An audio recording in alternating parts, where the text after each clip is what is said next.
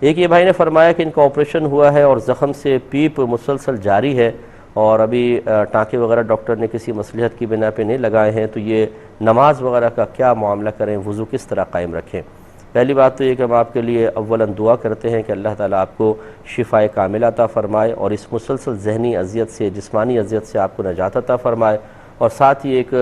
برادرانہ مشورہ بھی دیں گے، ایک نصیحت بھی آپ سمجھ لیجئے کہ صبر و تحمل کیجئے گا۔ ایسی آزمائشیں وقتی اور عارضی ہوتی ہیں، کبھی بھی دائمی نہیں رہیں گی، لیکن یہی وقت آزمائش ہوتا ہے کہ جس رب نے ہمیں بچپن سے لے کر جوانی تک اور جو بھی آپ کی عمر مسلسل نعمت عطا فرمائی ہیں، وہ جب کبھی آزمائش میں ڈالتا ہے تو بعض اوقات ہم ساری نعمتوں کو بھلا کر اس کی بارگاہ میں شکوہ شکایت کرنا شروع کر دیتے ہیں، اور یہ مروت والے انسان کا کام نہیں ہوتا، یہ بے مروت کا کام ہوتا ہے کہ کسی کے احسانات لیتا رہے تو تعریف کرے اور اس کی طرف سے تھوڑی سی اذیت پہنچے تو چشمی کا مظاہرہ کرے، سارے احسانات بھلا کر شکوہ شکایت کرے، برا بھلا کہنے لگ جائے۔ یہ چیز اچھی نہیں ہوتی، ہم اپنے لیے پسند نہیں کرتے تو اللہ کے لیے کیسے کریں گے؟ مجھے امید ہے آپ کے ساتھ کہ آپ ماشاءاللہ صبر ہی کر رہے ہوں گے، تو ہمت رکھیے گا۔ شرعی مسئلہ یہی ہے کہ اگر تسلسل سے ناپاکی جاری ہو اور اتنا بھی وقت نہیں ملتا کہ آپ پاک صاف ہو کر وضو کر کے وقتی فرض ادا کر سکیں، اتنا بھی نہیں ملتا وقت، یعنی وضو کرتے ہیں پیپ نکل آتی ہے، نماز پڑھنا شروع کرتے ہیں ذرا حرکت ہوتی ہے تو پیپ نکل آتی ہے، اگر ایسی صورتحال بن جائے تو سمجھ لیجئے کہ آپ شرعی معذور ہیں۔ اب جیسے نماز کا وقت آئے آپ تازہ وضو کریں اور نماز ادا کریں، چاہے کتنی پیپ نکلتی رہے، کپڑوں کی ناپاکی، جسم کی ناپاکی یا پیپ کا نکل کر باعث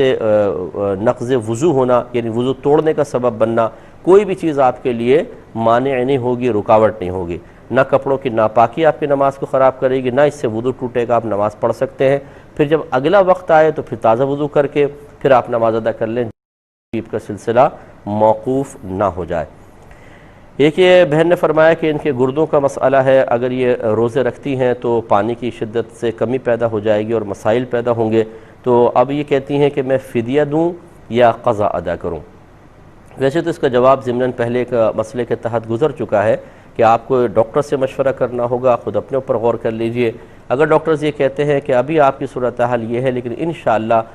کچھ مہینوں کے بعد، کچھ سالوں کے بعد آپ اس قابل ہو جائیں گی کہ آرام سے آپ روزے رکھ سکتی ہیں، پھر تو آپ کو اس وقت کا انتظار کرنا ہوگا۔ آپ روزے قضا کر لیں وقتی طور پر، اور جب آپ کو وہ وقت آئے کہ آپ بالکل صحت یاب ہو جائیں تو پھر ان کی قضا ادا کرنی ہوگی، ان کا حساب کتاب بنا کے رکھ لیں۔ لیکن اگر ڈاکٹر یہ کہتے ہیں کہ امید نہیں ہے کہ آگے چل کر آپ کو ایسی صحت ملے کہ آپ اس طرح کے نقصانات کا شکار ہوئے بغیر روزہ رکھ لیں،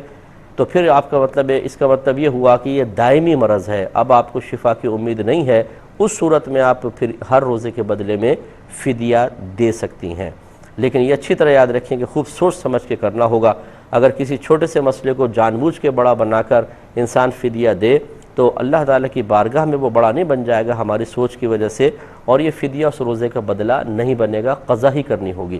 تو اس لیے اچھی طرح سوچ بچار کر لیں، اگر آپ کو یقین حاصل ہو جائے کہ نہیں روزہ رکھنا میرے لیے شدید نقصان کا باعث ہے، آگے بھی صحت کی امید نہیں تو فدیہ دیں، اگر امید ہو تو پھر آپ روزہ ابھی تو چھوڑ سکتی ہیں، بعد میں اس کی قضا کر لیجئے گا۔